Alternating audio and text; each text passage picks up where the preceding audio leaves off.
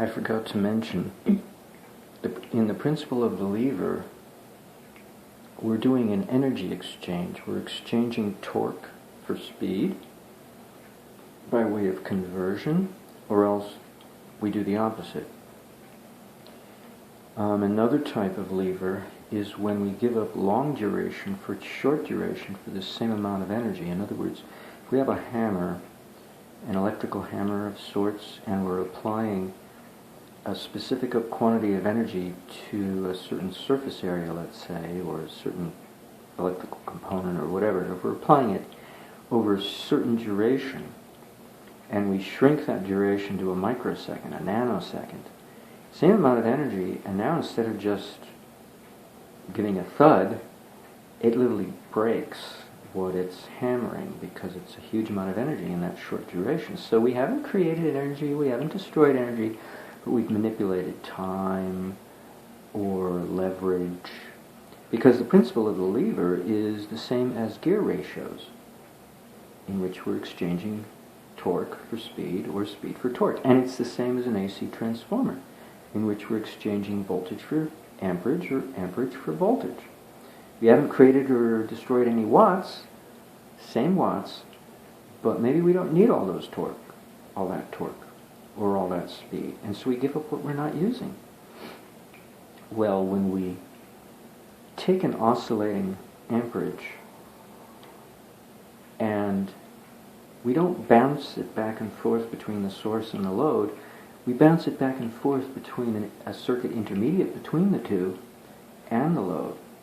And now all we have to do is add little teeny weeny amounts of power, watts, to the circuit until it accumulates to the point that it has sufficient amperage to run the load, and keep supplying only enough amperage to the circuit to cover the losses of the load, the inefficiencies of the load.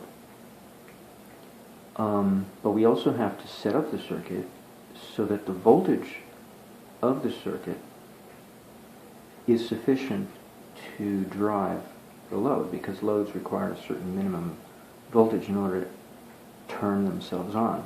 We can turn the circuit on, but if it doesn't have enough voltage for the load just sits there. Well, a lot of loads have different needs. Our appliances have different needs. Our cell phone doesn't have the same voltage requirement than an electric heater has, so it makes a modification to its input when it recharges its battery, or when it runs off the mains and just tops off the battery. It does a change to that input of voltage to accommodate its teensy-weensy need for voltage. But that's a circuitry modification that can be done. But when you have a circuit that recycles energy, by not allowing you to lose that energy once you've used it once, and instead recycle it for reuse, that means your battery gets saved, your electric bill is saved, because you simply didn't return the energy immediately after just a single use. You kept it spinning around in a circuit. And it doesn't mean putting it in a capacitor bank. It might work. That was the SERPS technology that Paul Babcock, in conjunction with Jim Murray, had cooked up. But Jim Murray had cooked up other methods, had nothing to do with circuitry, blowing up transistors or whatever that Paul Babcock talked about. Jim Murray did other techniques like the Dynaflux alternator, and the transforming generator, and the use of a synchronous motor or synchronous generator. All kinds of techniques to recycle energy. What if, What if?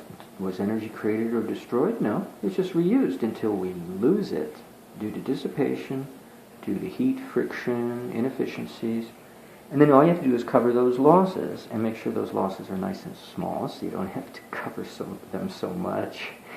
But if they're small, so you cut your losses, and then you just cover those. And you don't have to cover your use. So now you're not getting charged for the energy that you're using because you keep reusing it. You're getting charged for it on the presumption that you used it once, threw it away, back to the gave it back to the power company, and okay, give me some more, you know. Well, that's what we do with food, right? So they got us thinking like animals. But machines are different. They don't care what electricity, if it's reused electricity, of course it's reused. It's always reused.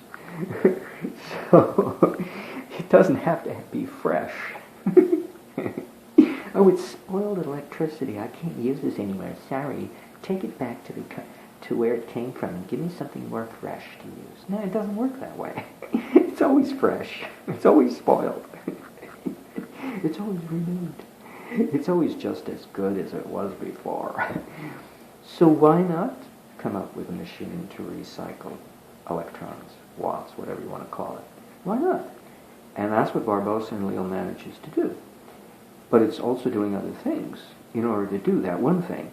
It's got oscillating power going on inside. And it's bouncing it not only on the inside of itself, but also between itself and the appliance. And that's the interesting trick. First of all, it's got an oscillating amperage taking place within its electric keeper. That's the kernel of the thing. Driven by the magnetic keepers, the two toroids, especially if those are DC running. If they're AC, then for, 120th of a second, if you're in North America, they're running as a perpetual motion holder, Edward Leeds called it, before they change polarity and have to cease their function as a perpetual motion holder for a little, a fraction of a nanosecond and reverse polarity, and then, now they're a magnetic keeper going in the opposite direction. But the electric keeper keeps going in the same direction. That's the interesting weirdness. Is that right? Maybe not. Maybe it switches, it alternates if it's an AC system. But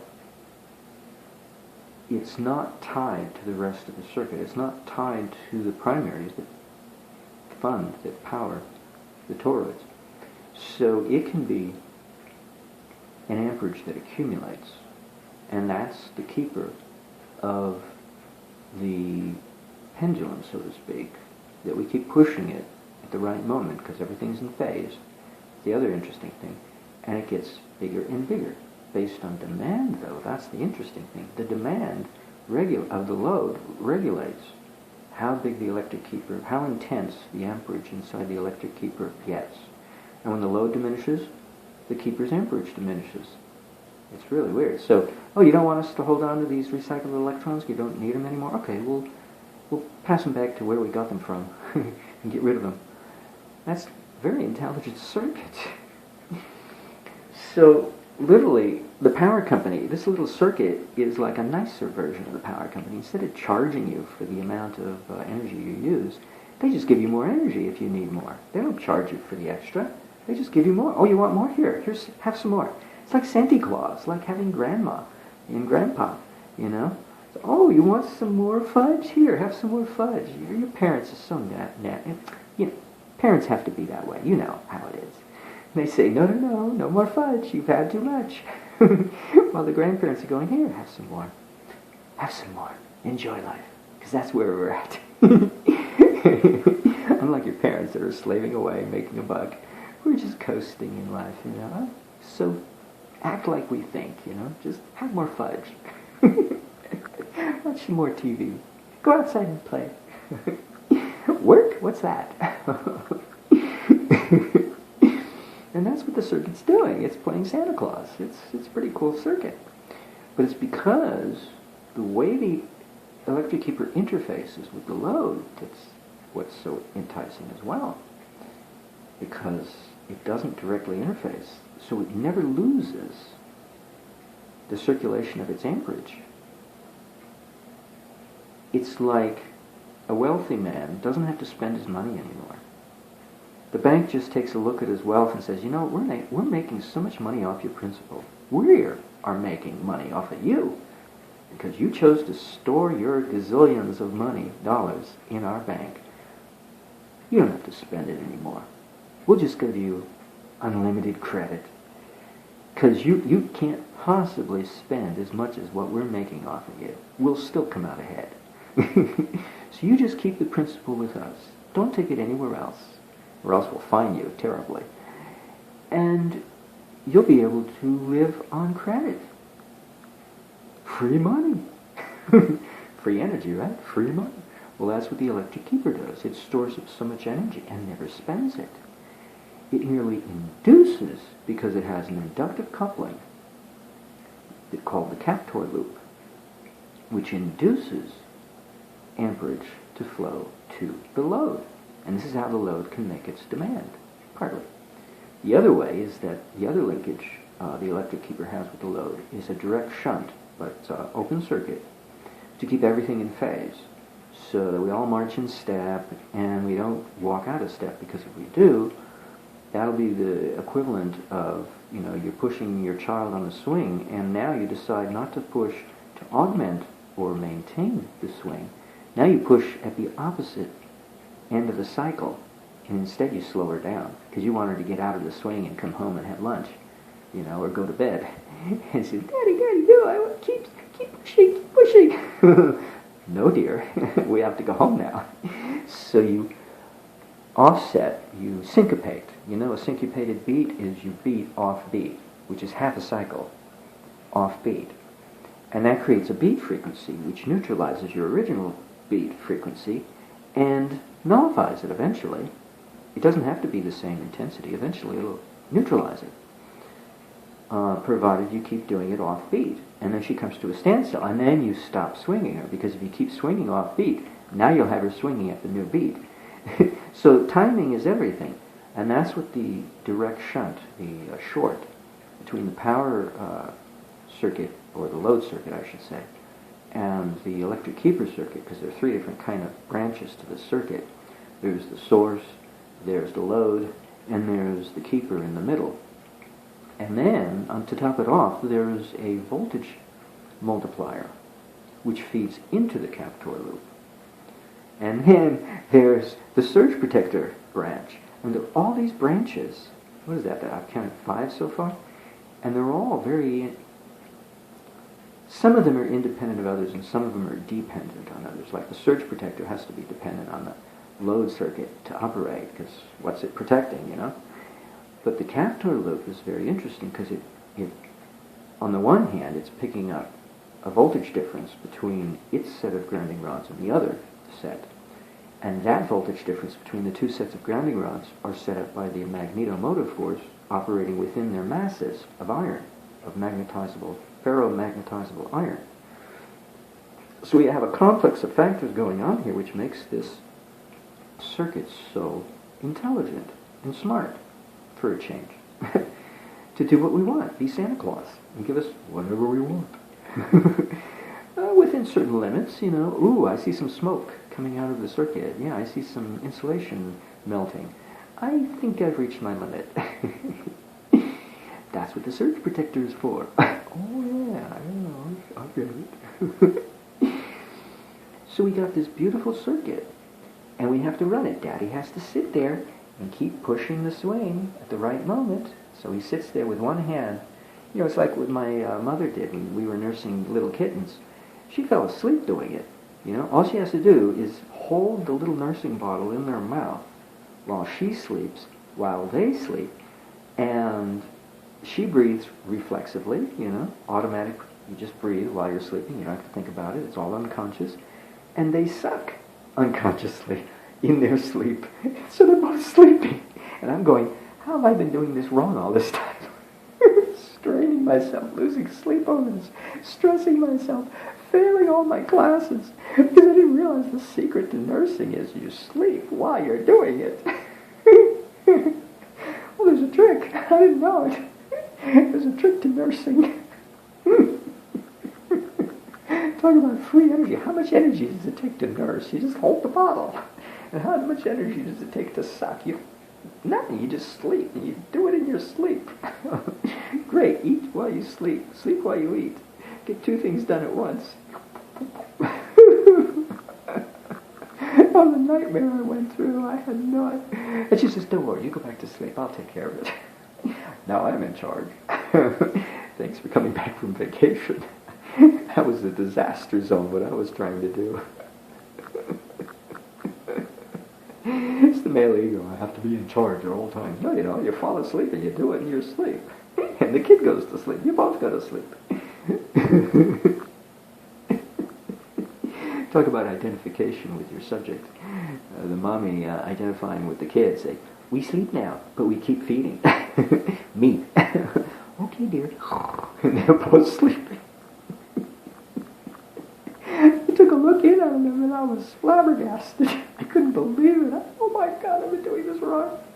I'm so stupido. It is stupido. Well, what can you do? You learn.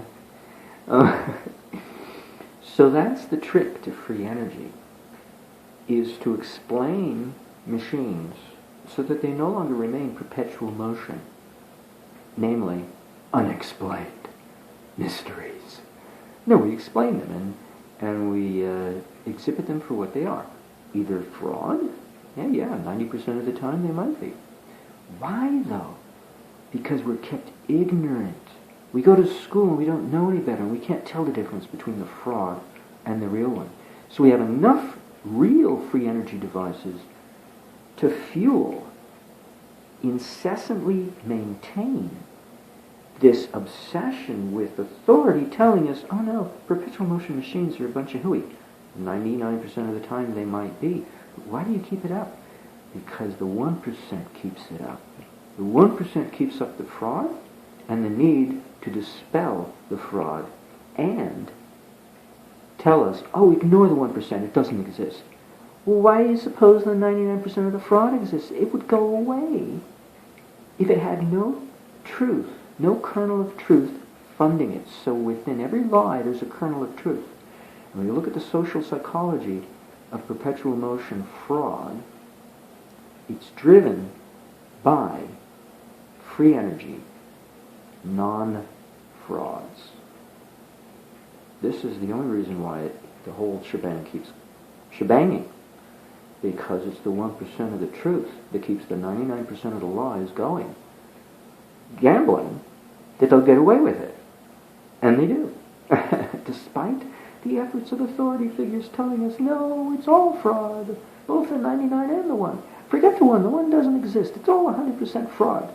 Whenever you hear something that's too good to be true, it probably is too good to be true. No, it's too good to be misunderstood. Too good to be misunderstood? What are we misunderstanding it for and not taking advantage of it? Because we want to be stupid. We want to be ignorant. We want to be huffy and puffy and full of pride. Oh, well, I got it on authority that your device doesn't work. They said so, because they can't explain it. So that means it doesn't work. So why are you talking to me about this? You're bothering me. No, you're not. You're bothering yourself. Your own ignorance. Your own stupidity is harassing you, and you want to blame me? Just because maybe I happen to be the 1%, but I don't know how to explain it yet. Okay, little boys and girls, we'll take you by the hand. Little baby steps. Baby steps now, baby steps. And God forbid you should flub up one step. Oh, yes. See that? You're talking about fraudulent perpetual motions. No, I'm not. I just flubbed up one step. For Christ's sake, give me a break. She never brought in acceleration due to gravity on Vilkovich's two-stage oscillator. You know, the pendulum swinging on the arm of a lever. And she never brought up, because then I read Peter Lindemann's analysis, and he never brought in acceleration of gravity. He did the opposite end of the cycle, in which the lever reaches maximum peak because the pendulum swings down its side of the lever to the maximum trough and then releases it. And then gravity takes over to put things back in its place before the pendulum re-engages that side of the lever. And so the hammer comes down on the opposite side opposite to the pendulum and smashes or pumps the water at the water well. So there you're using gravity for free, because you used a pendulum to lift the lever. Merely lift it and let gravity take care of dropping it. So everything has to be perfectly balanced, timed. Yeah, there were 4 variables to vary. 4 factors to vary that Vilkovich said, if you kept them off, Peter said, you'll have beat frequencies set up that'll kill the over-unity of this thing, of his 2-stage oscillator. So you see, it can be possible to get something for nothing because you're using free gravity. Who's going to charge you for the gravity? Oh, but it's not free energy because we can explain it. Free energy is the same as perpetual motion. Then you admit that you've got magnification of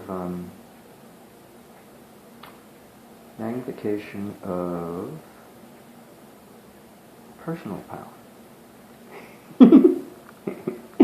See, it's all in the use of words. You got to be careful when people misuse words. Magnification of personal power, because you're using gravity to make up the difference, and you're using the oscillations of a pendulum to lift that lever with your pinky. How did that happen? Because of time dilation, possibly. No? No, because the pendulum stores the energy and you recycle it.